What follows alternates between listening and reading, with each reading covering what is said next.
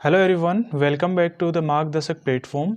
सो जैसा कि आप लोगों को पता है, हमने ऑलरेडी प्रीवियस ये पेपर सीरीज़ इस चैनल पे कर रखी है फॉर CDS एंड CAPF। और साथ ही साथ हमने एक मेंटोरशिप मार्गदर्शक प्रोग्राम चलाया था, जिसमें कि हम डिफेंस एस्पिरेंट्स को जैसे कि CDS, CAPF और FCAT एग्जामिनेशंस के लिए जो प्रिपेयर कर रहे हैं उनके लिए मेंटोरशिप प्रोग्राम था फ्री में। तो उसी में ही जब प्रीवियस ये पेपर सीरीज़ को आपने काफ़ी ज़्यादा पसंद किया, साथ ही इसमें काफ़ी ज़्यादा लोगों के मैसेजेस एंड कॉल्स आए कि सर पॉलिटी के क्वेश्चंस है ना, उसको हम कि पढ़ने में पॉलिटी ईजी लगता है, but when we go and solve the paper हमें लगता है कि पता नहीं कहाँ से क्वेश्चंस आ रहे हैं, है ना। और साथ ही साथ ऐसा लगता है कि क्वेश्चंस का ना टाइटली कंफ्यूजिंग हो रखे हैं, उनमें समझ में नहीं आ रहा है कौन सा करेक्ट है कौन सा इनकरेक्ट है, 2 ऑप्शंस में कंफ्यूज है, 3 ऑप्शंस में कंफ्यूज है।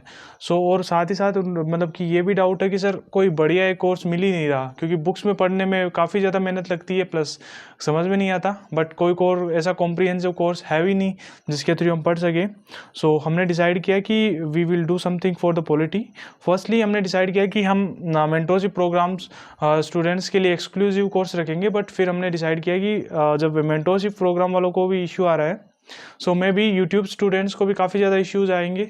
सो दैट इज़ वाई ये पॉलिटी वाला कोर्स है, we will it will be free for everyone, so you can watch these lectures on our YouTube channel. So इसका शेड्यूल हम ऐसा रखेंगे कि we will have 4 to 5 classes in a week, यानी कि महीने में 1 महीने या लगभग 40 दिन में we will try to finish this polity portion, है ना। उसके बाद में वो हम वर्ल्ड हिस्ट्री वर्ल्ड मैपिंग और मैपिंग वगैरह पे जाएंगे।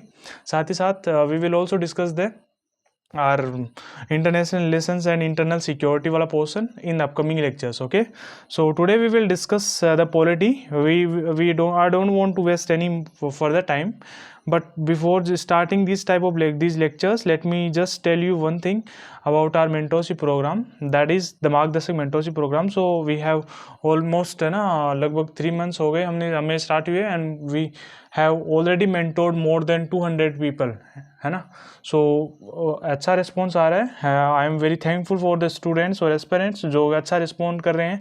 साथ ही साथ उनकी प्रोग्रेस भी अच्छी चल रही है, मैसेजेस आते हैं तो पता चलता है। So I want everyone to be part of this mentorship program. You can just download the form from the Google, कि गूगल फॉर्म की लिंक डिस्क्रिप्शन में है।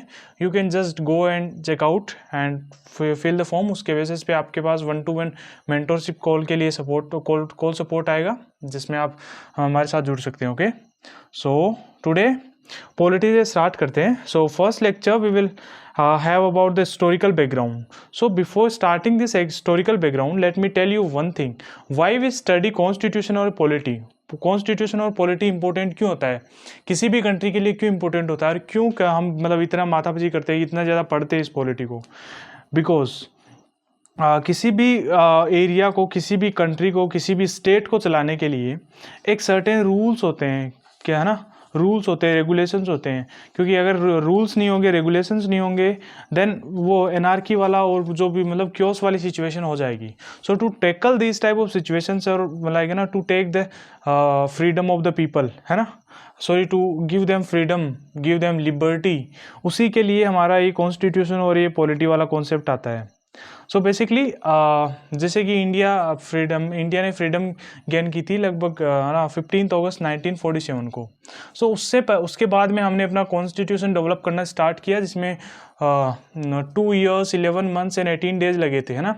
सो उससे पहले भी, यानी कि 26 जनवरी 1950, है ना, जब कॉन्स्टिट्यूशन इनेक्ट हुआ था, उससे पहले भी कॉन्स्टिट्यूशन कि हमारी कॉन्स्टिट्यूशंस थी, लॉज थे, रूल्स थे, रेगुलेशंस थे, है ना, जो कि ब्रिटिशर्स ने हमारे पास बनाए थे, है ना। सो बेसिकली उन्हीं के बारे में हम पढ़ने जा रहे हैं कि उन्हीं में कैसे कैसे उन्होंने इवॉल्व किया, कैसे कैसे वो कॉन्सेप्ट्स आए। So we will discuss these things in today's lectures, है ना। सो उससे पहले हम जान लेते हैं कि हिस्टोरिकल बैकग्राउंड क्या है, कि ब्रिटिशर्स हमारे में कब आए, उनका इंटेंशंस क्या था, साथ ही में उन्होंने कैसे पॉलिटिकल पावर्स गेन की, और उनका अल्टीमेटली मोटिव क्या था, है ना। So basically let me tell you one thing, कि ब्रिटिशर्स बेसिकली इंडिया में कि 1608 यानी 1608 में आए थे, है ना, एज ए ट्रेडर आए थे। उन्होंने 1600 में एक, है ना, वहाँ की क्वीन थी ना, एलिजाबेथ फर्स्ट, उन्होंने 1600 में उनसे एक एक्सक्लूसिव चार्टर साइन करवाया। Late me just change the exclusive charter लेके आए, है ना, ट्रेड चार्टर, यानी कि एक्सक्लूसिव ट्रेड चार्टर, यानी इसका मतलब क्या है कि जो है ना, यानी कि ब्रिटेन की अब कोई भी कंट्री, कोई भी कंपनी इंडिया में उनके अलावा ट्रेड नहीं कर सकती। अब वही है, ईस्ट इंडिया कंपनी जो बन के आई, उनके पास एक्सक्लूसिव राइट है इंडिया में ट्रेड करने का, है ना। सो बाद में वो बन के आई। ये बेसिकली ये चार्टर एक्ट क्वीन एलिजाबेथ ने दिया था इनको, ओके। एलिजाबेथ फर्स्ट ने दिया था 1600 में, और 1608 में वो इंडिया में आए थे, ओके। सो उसके बाद में क्या हुआ था, उन्होंने मतलब कि वो जब वो उनका स्ट्रगल था, उन्होंने पहले मतलब कि काफ़ी ज़्यादा स्ट्रगल किया, then after they started gaining the territorial power. उन्होंने समझ लिया था कि India is a very prosperous country, so now they have to, if they wanted to earn more money, more revenue, then they have to rule this country, they have to take the territory, okay. so that is why उन्होंने लगभग 1765 के आसपास में मतलब कि जो ये दीवानी rights थे वो गेन कर लिए थे, दीवानी राइट्स, ओके। कहाँ कहाँ के गेन किए थे, let me tell you. So basically Bengal थे, ओके, बंगाल, बिहार एंड उड़ीसा, यहाँ के उन्होंने ये दीवानी राइट्स एक्वायर कर लिए थे, ओके। सो यहाँ से कह सकते हैं कि हमारा कॉलोनियल पीरियड स्टार्ट हो गया, हम मतलब ब्रिटिशर्स ने हमारे पे राज करना स्टार्ट कर दिया, ओके। सो नाउ हमने इतनी भूमिका देख ली, now let's come to the point. तो उसके बाद में क्या हुआ कि जब वो रेवेन्यूज़ है ना ब्रिटेन में जाने लगे ईस्ट इंडिया कंपनी के, so then British government think यार इतना पैसा वहाँ से आ रहा है, इतना रेवेन्यू लेके आ रहे हैं, so now we have something like, हमें भी कुछ करना चाहिए ताकि हमारे पास भी इस रेवेन्यू का शेयर आ सके कंपनी के थ्रू, है ना।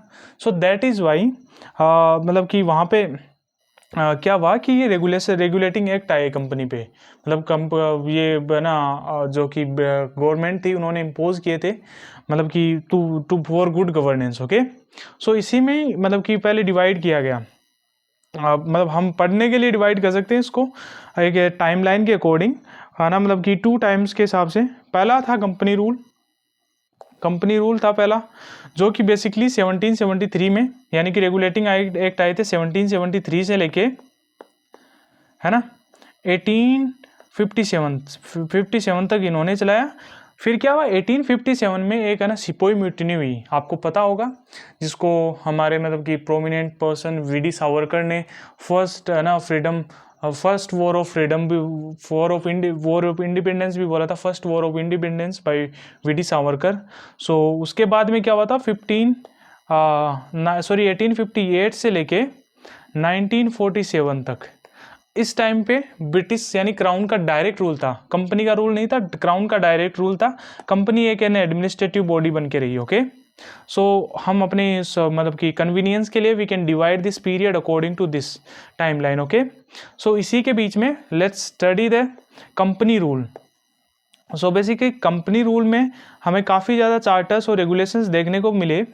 सो we can divide this charters, यानी कि वी कैन से फर्स्ट आया था 1773 में regulating act of 1773, then after amendment आया था इसमें 1781 में, उसके बाद में पिट्स इंडिया एक्ट आया था 1784 में, then after next charter act आया था 1793 में, then after charter act of 1813, then after charter act of 1833, next is the charter act of 1853। इसके बाद में डायरेक्ट आया था 1858, जो कि 1857 के रिवोल्ट के बाद में आया था, ओके। सो जिसमें मतलब कि ना क्राउन का रूल आ गया था, okay. So let's move toward the regulating act of 1773। तो इसमें क्या हुआ था, ये बेसिकली फर्स्ट स्टेप था to regulate the company's role, company's affair in India और Indian territory. So basically you can say first step था ब्रिटिश गवर्नमेंट का टू रेगुलेट करना, to regulate the East India Company. साथ ही साथ इसमें क्या हुआ था, इसमें जो गवर्नर थे ना, बेसिकली थे ना 3 गवर्नर थे। पहला गवर्नर जनरल ऑफ बंगाल था, second is Madras and third is Bombay, है ना, बॉम्बे। सो इसमें क्या हुआ था कि जो गवर्नर ऑफ बंगाल था ना, उसको गवर्नर जनरल ऑफ बंगाल बना दिया गया, है ना। उसमें क्या था कि पहले तो गवर्नर ऑफ बंगाल और governor of Madras and governor of Bombay तीनों सेम पोजीशन पर थे। बट नाउ क्या हुआ था कि ना गवर्नर ऑफ बंगाल को गवर्नर जनरल ऑफ बंगाल बना दिया गया था, जिससे कि ये सबॉर्डिनेट्स आ गए थे और ये मेन बन गया था, है ना। बंगाल वाला मेन था, मद्रास और बॉम्बे सबॉर्डिनेट बन गए थे। तो ये बेसिकली पहला गवर्नर जनरल ऑफ बंगाल कौन बना था? Warren Hasting. ओके, नेक्स्ट इसमें क्या हुआ था कि गवर्नर जनरल ऑफ बंगाल को मतलब कि एक है ना मतलब एक एडवाइजरी बॉडी और एक काउंसिल बनाई गई थी। उसके लिए एक एग्जीक्यूटिव काउंसिल जिसमें 4 मेंबर्स थे और उनके पास कोई भी लेजिस्लेटिव पावर्स नहीं थी एज सच, है ना, just as an advisory body थी, है ना, काउंसिल थी। ओके, साथ ही साथ इसमें क्या हुआ था कि इसमें एक supreme court of India Kolkata में बनाया गया, जिसका मतलब कि जो 1770 बनाया था, जिसका चीफ जस्टिस बनाया गया था सर एलिज एमपी, हाँ MP. Okay, so remember this name. Sometimes अगर उनको एग्जामिनर को कुछ टफ ही बनाना हो तो they can ask this type of questions कि फर्स्ट सुप्रीम कोर्ट जज कौन था, चीफ जस्टिस कौन था, है ना। नेक्स्ट इज इसमें क्या हुआ था कि कंपनी के directors to report the British government. Okay, so इसमें रूल बनाया था कि कंपनी के डायरेक्टर्स है वो ब्रिटिश गवर्नमेंट को रिपोर्ट करेंगे। तो इसमें क्या हुआ था ना कि जब ये सुप्रीम कोर्ट भी आ गया था, ये गवर्नर जनरल ऑफ बंगाल भी बन गया था, तो यहाँ पे एक पावर के लिए टशन बन गया था, मतलब वो थोड़ी सी एक वो टेंशंस बन गई थी ये गवर्नर जनरल और ये सुप्रीम कोर्ट के बीच में। सो उसी है ना मतलब कि टेंशन को कम करने के लिए नया आया 1781 में आया था ये अमेंडमेंट एक्ट। इसमें क्या हुआ था कि जो कॉन्फ्लिक्ट था ना सुप्रीम कोर्ट और गवर्नर जनरल और बंगाल के बीच में, उसी को कम करने के लिए और उसी को कम करने के लिए ये बनाया गया था। इसमें क्या हुआ था कि जो गवर्नर जनरल है और उसकी काउंसिल के पास मतलब कि है ना वो है ना गवर्नर जनरल और उसकी काउंसिल है ना वो जो है ना सुप्रीम कोर्ट के ज्यूरिसडिक्शन से बाहर थी, यानी एक्सक्लूड किया गया, मतलब कि सुप्रीम कोर्ट का उन पर कोई भी पावर नहीं था। साथ ही साथ जो कंपनी के सर्वेंट्स थे उन पे भी सुप्रीम कोर्ट का ज्यूरिसडिक्शन नहीं था। सुप्रीम कोर्ट का ज्यूरिसडिक्शन फिर बेसिकली था किन पे? सो बेसिकली सुप्रीम कोर्ट का ना मतलब कि ये ज्यूरिसडिक्शन जो कोलकाता में इनहेबिटेंट्स थे उन पे था। साथ ही साथ इसमें ये भी कहा गया कि मतलब कि हिंदूज को उनके पर्सनल लॉ हिंदू लॉज के अकॉर्डिंग और मोमडन्स को उनके पर्सनल लॉ यानी मोमडन लॉज के अकॉर्डिंग ट्रीट किया जाएगा, है ना। सो उसके अकॉर्डिंग भी रूल्स बनाए गए। साथ ही साथ इसमें क्या हुआ है गवर्नर जनरल और उसकी काउंसिल्स को मतलब कि सुप्रीम कोर्ट के जुरिस्डिक्शन से बाहर किया गया। साथ में उनको रेवेन्यू मतलब कि काउंसिल को रेवेन्यू और जुडिशियल मैटर्स भी दिए गए, यानी कि जो भी कोई भी मतलब कि प्रोविंसेस से प्रोविंशियल कोर्ट है ना कोर्ट से कोई भी अपील आएगी वो पहले जो है ना ये गवर्नर जनरल के पास गवर्नर जनरल के पास जाएगी, फिर उनके बाद में सुप्रीम कोर्ट के पास आएगी। Okay, so that is all about the 1781 amendment जो कि किया गया उसके मतलब टसन को कम वो पावर टसल को कम करने के लिए। नेक्स्ट आया था पिट्स इंडिया एक्ट ऑफ 1784। इसमें क्या किया गया था, इसमें है ना मतलब कि ये कंपनी के कॉमर्शियल और पॉलिटिकल फंक्शंस को अलग अलग किया गया था। उसी के बेसिस पे मतलब कि ड्यूअल सिस्टम ऑफ कंट्रोल लाया गया, जिसमें कि एक है ना पॉलिटिकल अफेयर और कॉमर्शियल अफेयर्स को अलग अलग किया गया, जिसमें पॉलिटिकल अफेयर्स को कंट्रोल करने के लिए बोर्ड ऑफ कंट्रोल बनाया गया और साथ ही साथ जो कॉमर्शियल अफेयर्स थे उनको कंट्रोल करने के लिए कोर्ट ऑफ डायरेक्टर्स बनाया गया, है ना। सो इस बेसिस पे यानी कि let me just summarise it once again कि 1784 में क्या किया था कि जो भी है ना कंपनी के और जो भी एडमिनिस्ट्रेशन के फंक्शंस थे कॉमर्शियल और पॉलिटिकल फंक्शंस थे उनको डिवाइड किया गया, उनको मतलब कि डिस्टिंग्विश किया गया। उन्हीं के बेसिस पे ड्यूअल सिस्टम ऑफ कंट्रोल लाया गया, जिसमें कि बोर्ड ऑफ कंट्रोल बनाया गया और कोर्ट ऑफ डायरेक्टर्स बनाया गया।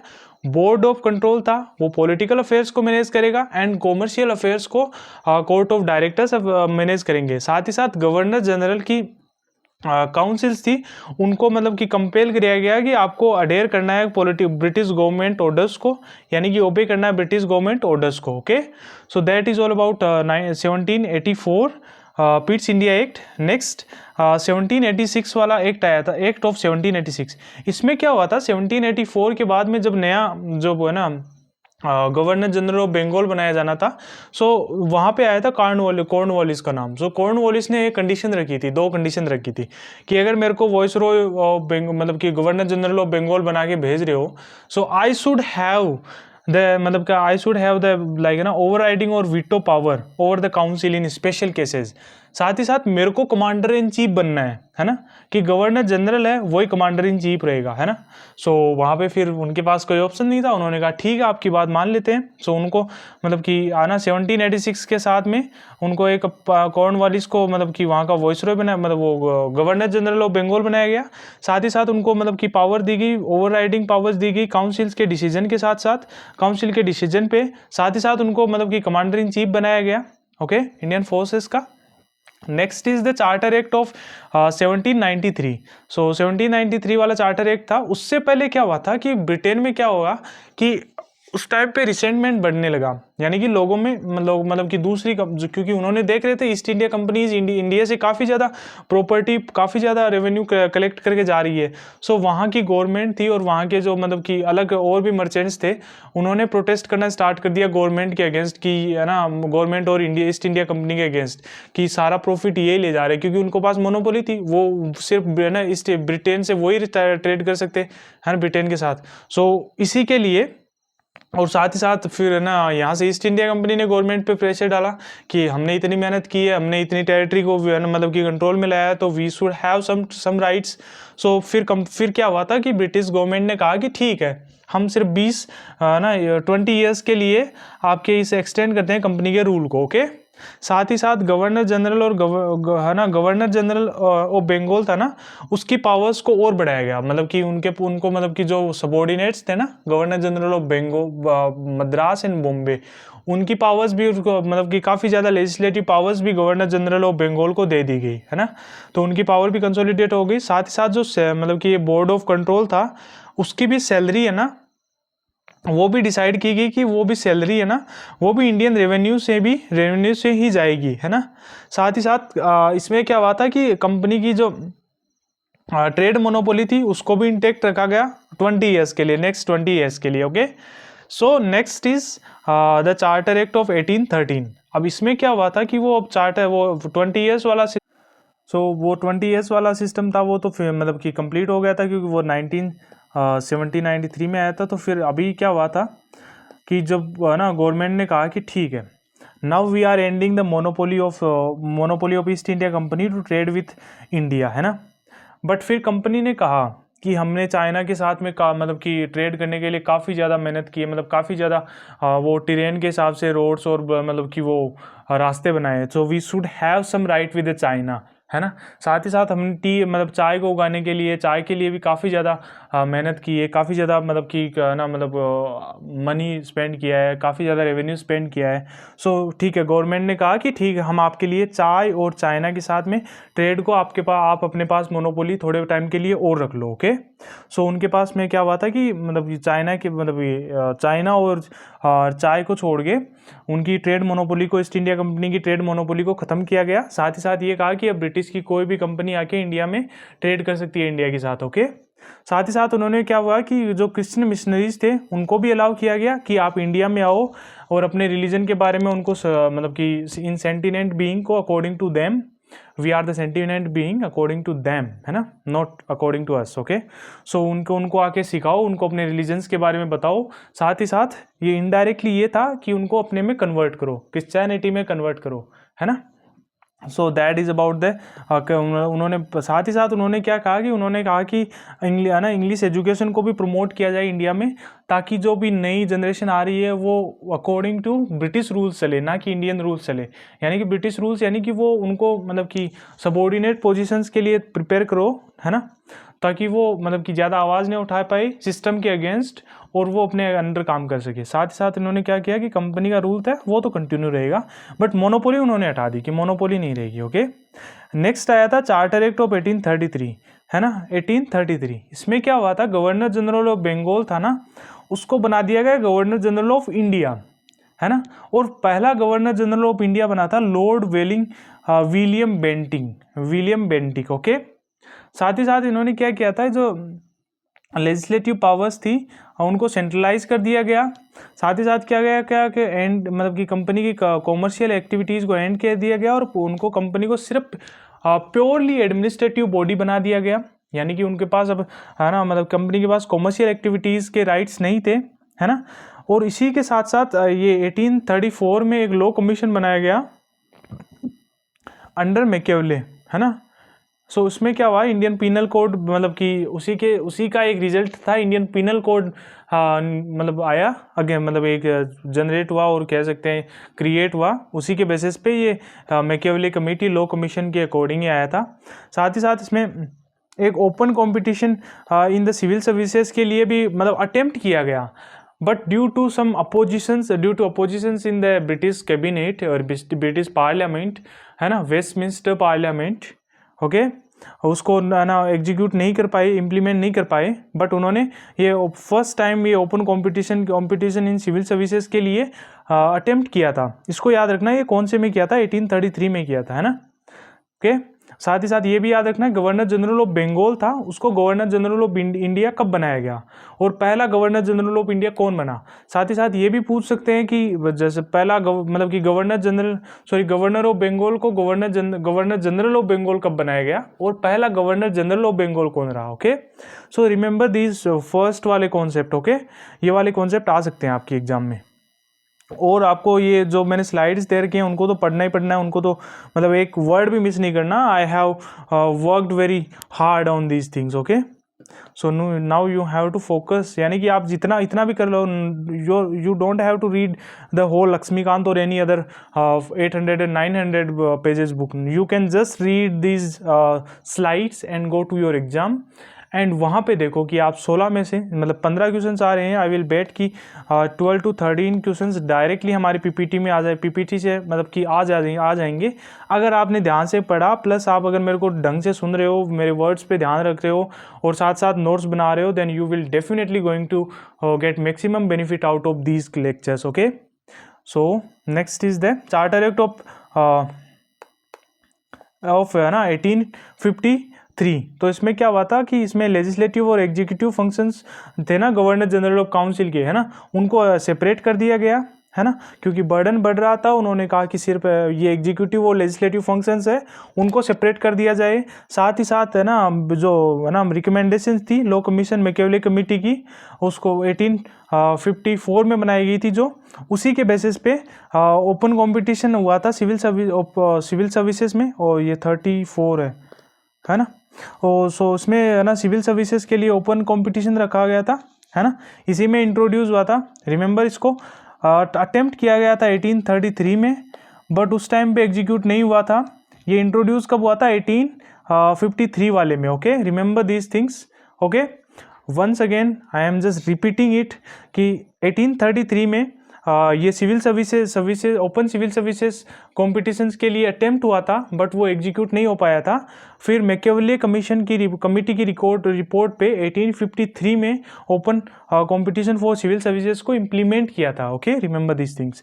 साथ ही साथ लेजिस्लेटिव काउंसिल को इनलार्ज करके उसमें 6 एडिशनल मेंबर्स जोड़े गए थे, जिसमें कि पहली बार लोकल रिप्रेजेंटेशन को पार्ट बनाया था, जिसमें कि आउट ऑफ 6 इनमें से 4 थे वो लोकल मेंबर्स थे, जिसको मतलब कि बॉम्बे मान लो मद्रास से वहाँ से मतलब वहाँ से नॉमिनेट करके इलेक्ट करके वहाँ पे भेजा गया था। यानी कि इसमें लोकल रिप्रेजेंटेशन को भी बढ़ावा दिया था, है ना, लोकल रिप्रेजेंटेशन भी बढ़ाया गया था। Okay, so remember these things. Okay, और साथ ही साथ उन्होंने ये भी बोला कि कंपनी का रूल चलेगा, and they didn't decide any type of tenure, यानी कि कोई टेन्योर नहीं है।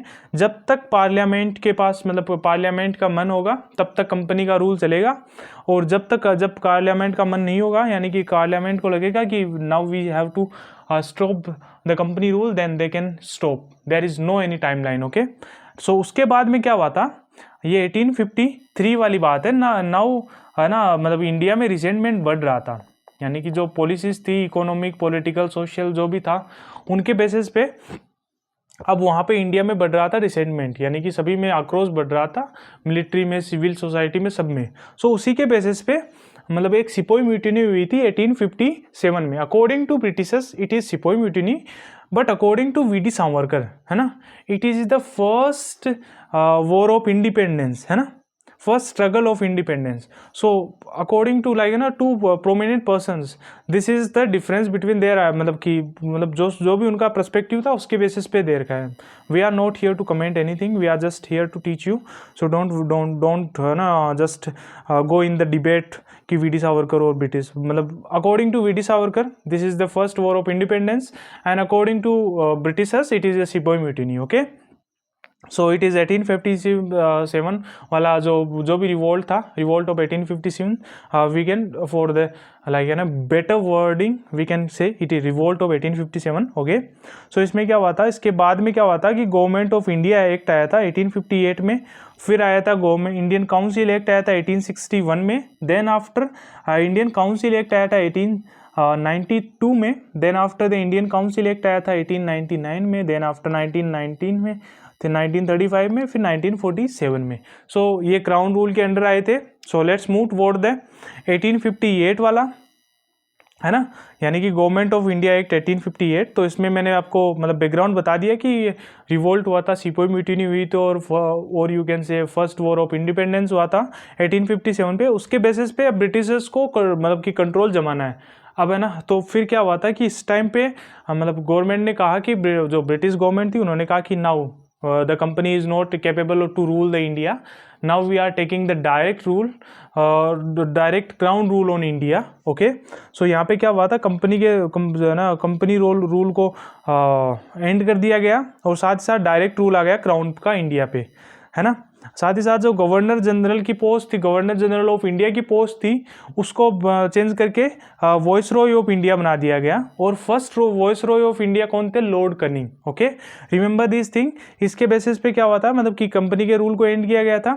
बेसिकली इसमें क्या हुआ था कि ब्रिटिशर्स ने कहा कि हम गुड गवर्नेंस ला रहे हैं इंडिया में, बट उनका ये था कि हम ज़्यादा से ज़्यादा कंट्रोल करें इंडिया को, ताकि फ्यूचर में ऐसा कोई भी रिवोल्ट ना हो जिससे कि हमारी बुनियादें हिल जाए, हमारी नीव्स हिल जाए. ओके, नेक्स्ट इज द मतलब कि साथ में क्या हुआ था कि उन्होंने secretary of state for India का मतलब कि एक, है ना, पोस्ट बनाई गई, है ना, जो कि एक, है ना, secretary of state for India एक पोस्ट बनाई गई, जो कि एक मेंबर था ब्रिटिश काउंसिल का, और जिसको सबॉर्डिनेट करने और जिसको मतलब कि एक एडवाइजरी काउंसिल बनाई गई 15 मेंबर्स की, जो कि उसको गाइड करेगी, मतलब कि उसको सपोर्ट करेगी, उसको गाइड करेगी इंडियन मैटर्स में. और ये काम मतलब कि ये secretary of state for India वाला ऑफिस काम बनाया गया था लंदन में. So now you can just check the hypocrisy की कितना हिपोक्रेटिक सिस्टम हो रखा है कि जो भी इंडिया के लिए ऑफिशियल है वो भी वहाँ पे लंदन में बैठा है. Now there is nothing about the ground reality. Okay, next is मतलब कि क्राउन ने मतलब शेड्यूल सोवरेनिटी इंडिया पे अब कंट्रोल करने शुरू कर दिया था. Okay, so that is all about मतलब गवर्नमेंट ऑफ इंडिया एक्ट 1858, है ना.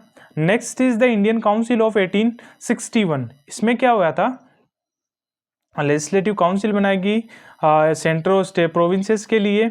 ओके, मतलब कि अब गवर्नमेंट को लगने लगा कि now we are not capable to rule this people by ourselves only. अब हमें ऐसे लोग, इनमें ही ऐसे लोग चाहिए जो हमारी इसी चीज़ में हेल्प करे, उनको मतलब कि वो हमें मतलब इंडियंस पे ही, हमें ऐसे इंडियंस चाहिए जो इंडियंस पे रूल कर पाए, है ना. सो मतलब हमारी हेल्प कर पाए. सो उसके लिए उन्होंने क्या किया, सेंट्रल और प्रोविंसेस लेवल पे लेजिस्लेटिव काउंसिल बनाना स्टार्ट कर दिया, और साथ ही साथ मतलब कि इंडियंस को भी इसी का पार्ट बनाना स्टार्ट कर दिया, ताकि इंडियंस उनके साथ पार्ट में मतलब लगे रहे, और जो मतलब कि जनरल पब्लिक है उनको मतलब कि एक्सप्लॉयटेशन वाला फील ना हो. ओके, साथ ही साथ उन्होंने क्या किया, पावर मतलब कि पावर दे देगी प्रोविंसेस को टू मेक लॉज. ओके, साथ ही साथ इंडियन मतलब कि nominate non officials members nominate करना स्टार्ट कर दिया, मतलब कि इंडियंस को नॉमिनेट करना स्टार्ट कर दिया काउंसिल्स में as a non official members, जो कि पहली बार किया गया था जस्ट इसी के द्वारा 1861 के द्वारा. पहला मतलब कि 3 लोगों को इलेक्ट किया गया था और नॉमिनेट किया गया था. पहला था Raja of Banaras, then after sir Dinkar Rao, and the third is the Maharaja of Punjab. Okay, okay, then after इन्होंने रिकॉग्नाइज किया था पोर्टफोलियो सिस्टम लॉर्ड कनिंग का. Okay, so next is the 92 Indian councils act 1892। सो इसमें क्या गया था, जो नॉन ऑफिशियल्स मेंबर थे उनको इन द सेंट्रल और मतलब प्रोविंशियल लेजिस्लेटिव काउंसिल में उनका नंबर्स बढ़ाया गया। साथ ही साथ उन्होंने इनडायरेक्ट इलेक्शंस भी मतलब कि इनडायरेक्ट इलेक्शंस भी इंडिया में मतलब लाए गए, बट उन जो इनडायरेक्ट इलेक्शंस थे उनको एक है ना ऑफिशियल टर्म की तरह इसमें इस ना एक्ट में नहीं लाया गया, जस्ट एज एन प्रोसेस भी नहीं डिफाइन की गई, उनको एक जस्ट एज इनडायरेक्ट इलेक्शन लाया गया था। ओके, साथ ही साथ काउंसिल को पावर दी गई कि वो डिस्कस कर सकते हैं और आस्क बजट को डिस्कस कर सकते हैं और क्वेश्चंस पूछ सकते हैं।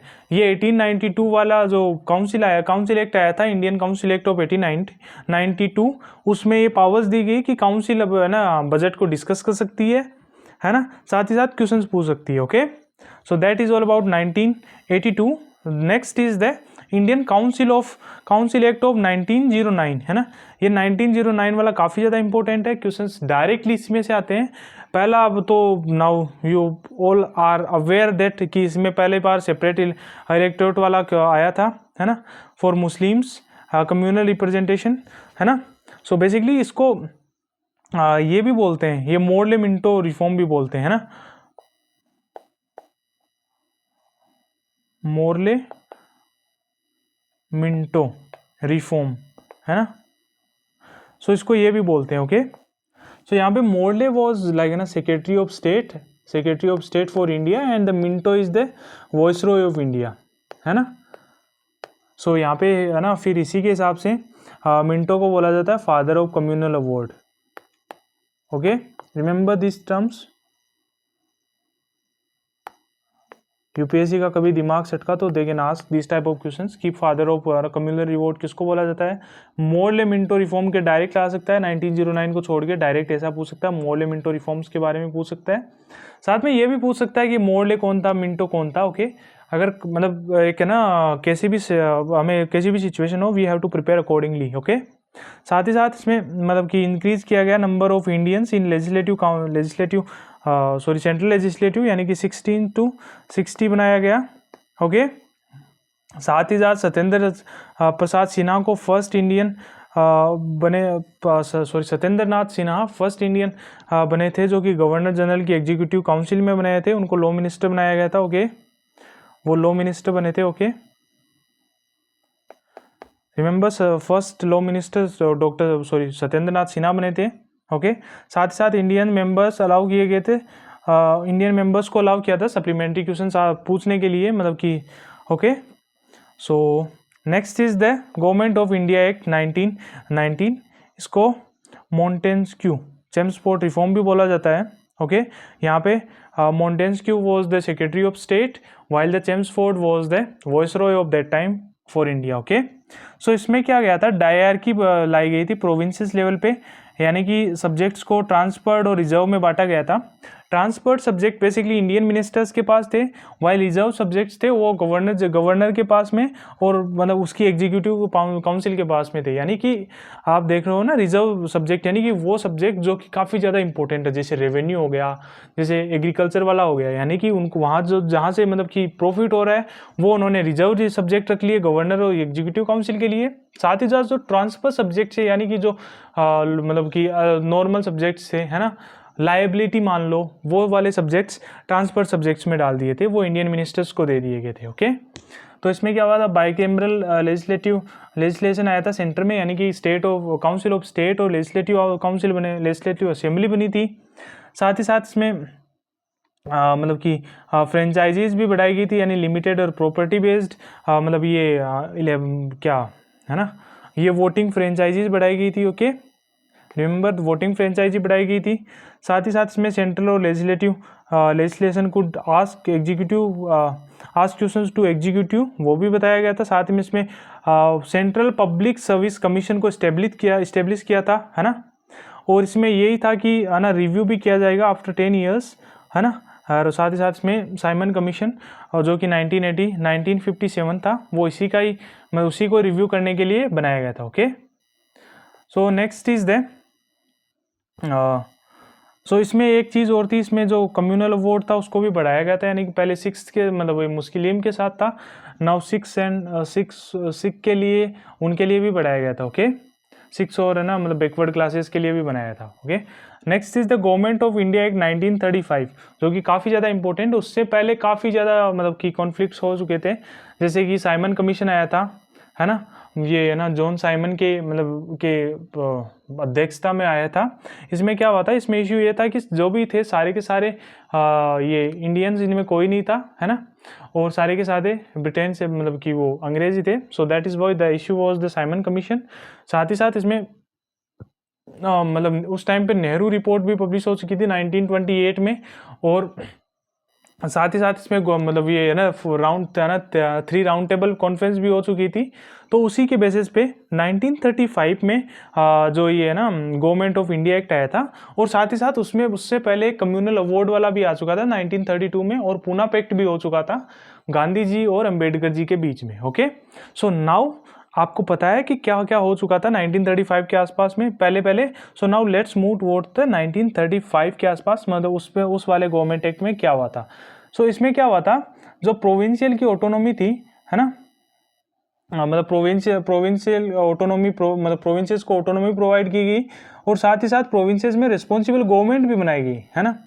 साथ ही साथ इसमें ऑल इंडिया फेडरेशन के लिए भी बात की गई, है ना, यानी कि है ना प्रोविंसेस और प्रिंसली स्टेट मिलके मतलब ऑल इंडिया फेडरेशन बनाएंगे, है ना। बट वो नेवर मेटेरियलाइज, यानी कि वो कभी फंक्शंस में नहीं आई, क्योंकि प्रिंसली स्टेट्स थे वो उनके लिए राजी नहीं हुए थे, they are not happy with these things, okay, all India federation, so that is why it is not materialized, never materialized, okay। साथ ही साथ इसमें बाइकैमरल लेजिस्लेटिव लाया गया, है ना, 6 आउट ऑफ 14 प्रोविंसेस में, ओके। और इसमें फेडरल कोड बनाया गया था 1937 में दिल्ली में, ओके। और साथ ही साथ इसमें पावर का डिवीजन हुआ था फेडरल लिस्ट में, प्रोविंशियल लिस्ट में और कंकरेंट लिस्ट में। साथ ही साथ इसमें रिजर्व लिस्ट थी, है ना, रिजर्व लिस्ट भी रखी गई। रिजर्व सब्जेक्ट, जो रिजर्व सब्जेक्ट थे, है ना, वो रखे गए थे वॉइसरॉय के पास में, है ना, कि वो पावर है वॉइसरॉय के पास में। अभी के टाइम पे क्या होता है, यानी कि फेडरलिस्ट थी वो तो सिर्फ सेंटर के पास है, सेंटर के पास थी। प्रोविंशियल लिस्ट प्रोविंसेस के पास, कंकरेंट लिस्ट थी वो उस पर दोनों लॉज बना सकते थे, और जो रिजर्व सब्जेक्ट थे वो वॉइसरॉय पे थे, है ना। अब क्या होता है रिसेंट मतलब कि जो अभी कॉन्टेम्प्रेरी टाइम है उसमें क्या होता है, फेडरलिस्ट है वो मतलब कि वो सेंट्रलिस्ट है वो सेंटर बनाता है। फिर हो गया ये स्टेट लिस्ट है, उस पर स्टेट लॉज बनाते हैं, एंड इन सम ना मतलब स्पेशल सर्कमस्टांसेस और सर्टेन सर्कमस्टांसेस सेंटर भी लॉज बना सकते हैं। और कंकरेंट लिस्ट में है उसमें दोनों मिलके मतलब दोनों लॉज बना सकते हैं, सेंटर और स्टेट। इसमें भी अगर कन्फ्यूजन हुआ देन आफ्टर द सेंटर का जो भी लॉ है वो प्रिवेल करेगा। साथ ही साथ इसमें अभी जो रिजर्व सब्जेक्ट है वो पार्लियामेंट पे मतलब कि पार्लियामेंट के पास है, okay. So that is all about साथ ही साथ इसमें रिजर्व बैंक ऑफ इंडिया भी बनाया गया इसके बेसिस पे 1935 में, okay. So that is all about the 1935 वाला गवर्नमेंट ऑफ इंडिया एक्ट, है ना। अब आया था यानी कि 1947 वाला टाइम। इससे पहले काफ़ी ज़्यादा कुछ हो चुका था, यानी कि कैबिनेट मिशन आ चुका था, इससे पहले अगस्त प्रस्ताव आ चुका, अगस्त वाला आ गया था, अगस्त डिक्लेरेशन आ गया था, उससे पहले वर्ल्ड वॉर 2 हो चुका था, है ना। सो काफ़ी सा क्विट इंडिया मूवमेंट आ चुका था। सो काफ़ी ज़्यादा रिसेंटमेंट थी, काफ़ी ज़्यादा लोग मतलब नाराज़ थे। सो दैट इज़ वाई अब ब्रिटिशर्स को लगने लग गया था वर्ल्ड वॉर 2 के बाद में कि now we have to leave India, है ना, जो भी है उसको छोड़ के चलो, बिकॉज वी डोंट वांट, मतलब कि उनको ऐसा था कि हम अब रूल नहीं कर सकते यहाँ पे, क्योंकि अब लोगों के पास मतलब वो मतलब एम्पावर्ड हो गए थे, वो समझ गए थे कि we are getting exploited because of exploited by the britishers. Now we have to rule, मतलब वो सेल्फ स्वराज हमें लाना है, ओके। सो उसमें साथ ही साथ INA भी आ गया था, इंडियन मतलब कि नेशनल आर्मी भी आ चुकी थी, सुभाष चंद्र बोस भी काफ़ी ज़्यादा बढ़िया काम कर रहे थे। सो नाउ उनको लग गया था कि ना अभी हमें इंडिपेंडेंस दे देनी चाहिए। सो इसमें क्या हुआ था कि मुस्लिम लीग की रिकमेंडेशन पे पाकिस्तान को भी बनाने का बात कर दी, यानी कि पार्टीशन हुआ था। ये इसमें ये 1947 वाले की बात है। इसमें क्या होता, पार्टीशन हुआ था इंडिया और पाकिस्तान में, है ना। इन दोनों मतलब कि स्टेट्स को डोमिनियन स्टेटस दिया गया। साथ ही साथ मतलब कि इन दोनों को एक कॉन्स्टिट्यूशनल असेंबली बनाने के लिए भी मतलब कि बताया गया कि you have to make constituent assembly for making the constitution for your country, okay. साथ ही साथ इसमें ये भी बताया गया गवर्नर जनरल हेड होगा, है ना, ऑफ ईच डोमिनियन, है ना, जो बेसिकली मतलब कि रिप्रेजेंटिंग क्राउन, बट मतलब क्राउन का रिप्रेजेंटिंग होगा, बट वो बना मिनिस्टर्स की एडवाइस का पर बाइंड होगा। ये भी यहाँ पे भी ब्रिटिशर्स चाहते थे कि जो भी कोई भी मतलब कि काम हो रहा है वो हमारे पास तक पहुँचे, है ना, the information should be reach to us, है ना। सो दैट इज़ वाई उन्होंने कहा गवर्नर जनरल था वो भी, वो मतलब कि ऐसा होना चाहिए, मतलब जो हमारा होना चाहिए, यानी कि ब्रिटिश क्राउन के अंडर आना चाहिए, बट वो मिनिस्टर्स की एडवाइस का मतलब बाउंड है ना, वो अपने पे डिस्क्रिप्शन पे नहीं करेगा। तो उसमें क्या हुआ था कि पाकिस्तान ने तो कहा कि हमें तो गवर्नर जनरल नहीं चाहिए। साथ ही साथ इसमें ये भी था कि है ना, जो भी रूल्स थे उसको आप अपने हिसाब से मॉडिफाई कर सकते हो अपने कॉन्स्टिट्यूशन में। तो पाकिस्तान ने कहा हमें तो गवर्नर जनरल नहीं चाहिए। इंडिया ने कहा कि नहीं हमारे पास चल जाएगा, तो उन्होंने माउंट बेटन थे, वो इंडिया के लास्ट गवर्नर जनरल थे, है ना। फिर उसके बाद है ना फर्स्ट इंडियन गवर्नर, मतलब इंडियन गवर्नर जनरल कौन बने थे, मतलब वो बने थे सी राजा गोपालचारी, है ना, वो लास्ट थे। उसके बाद में कोई गवर्नर जनरल की पोस्ट को हटा दिया गया। ओके, देन आफ्टर जो सेक्रेटरी ऑफ स्टेट का ऑफिस था ब्रिटेन में, लंदन में, उसको भी अबोलिश कर दिया गया। और साथ ही साथ 15 अगस्त 1947 को ब्रिटिश रूल था इंडिया पर, वो भी ख़त्म कर दिया गया। Okay, so that is all about the historical background for your polity. This was the first lecture. I hope you learned something from this chapter. Let me tell you कि now I will upload this PDF on our Telegram channel. You will get the link of the Telegram channel in our description box. You have to go to Telegram channel, download this PDF or this PPT and read these, revise them again and again. उनको अपने notes बना लो. I will suggest you please इतना ही लिखना है, ज़्यादा नहीं लिखना. प्लीज़ मेक योर नोट्स, है ना, जितना शॉर्ट्स नोट बना सको प्लीज़ बना लो, क्योंकि लास्ट टाइम में PPTs काम में नहीं आती, आपके नोट्स ही काम में आते हैं, है ना. So that is you can do. साथ ही साथ if you feel any doubt और anything, you can join our mentorship program, जो कि फ्री ऑफ कॉस्ट है. इसमें आपके कुछ पे नहीं करना. आप ना डिस्क्रिप्शन बॉक्स में जाओगे, you will get A Google form link, वहाँ से आप गूगल फॉर्म को फिल करोगे. उसके बेसिस पे we will get your contact details and we will then after contact to you on WhatsApp and accordingly we will schedule your call, mentorship call, है ना. सो उसके बेसिस पे आप हमसे कनेक्ट कर पाओगे, है ना. So that is all about today's class and our mentorship program. I hope you are learning something and I want everyone please watch the whole series religiously to get maximum benefit out of these lectures. Okay, and solve the questions as many as possible and I will also try कि मैं भी questions लेके आऊँ आगे वाले lectures में, मतलब previous year papers के, UPSC स्टेट PCS और जो भी है डिफेंस फोर्सेस के जितने भी प्रीवियस ईयर पेपर्स थे, आई विल ट्राई कि उसके बेसिस पे मैं प्रीवियस ईयर्स के क्वेश्चंस लेके आऊँ, ताकि आपको मतलब वो फील आ सके कि कैसे क्वेश्चंस आ रहे हो, कैसे उनको टैकल करना है. Okay, so that is all about today. Bye. Tomorrow we will meet with the next lecture. Okay.